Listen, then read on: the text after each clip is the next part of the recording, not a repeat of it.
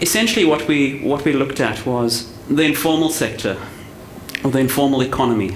Now this is traditionally the term used to describe the part of the economy characterized by marginal, often relatively low productivity, and unregulated economic activities. I think it's useful to, at the outset, indicate that since it was first defined and named almost 4 decades ago, definitions of the informal sector have, in a sense, shifted from enterprise definitions to employment-based definitions. So essentially, what this picture illustrates is the order and the very small niches within the informal sector. And it's precisely these kinds of activities, the sort of manufacturing of prefabricated township shacks, that interested us. So we were looking at fairly small-scale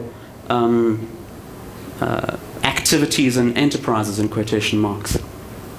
We also sought to pay attention to the kinds of social networks within which these activities are embedded, and the sort of role of the larger structural context. And because this work had a strong policy focus, we sought to be attentive to the policy context as well.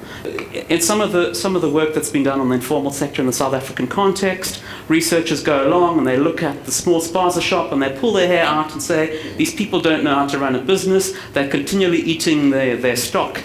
I mean, this is an appalling business.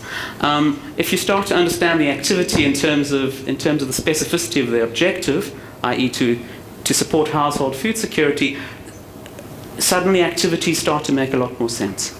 Our economic growth path generates fairly adverse conditions for those in the informal sector. So aspects of trade, industrial/monetary policy, the capital-intensive job shedding, this often casts more people into the informal sector, and it limits their ability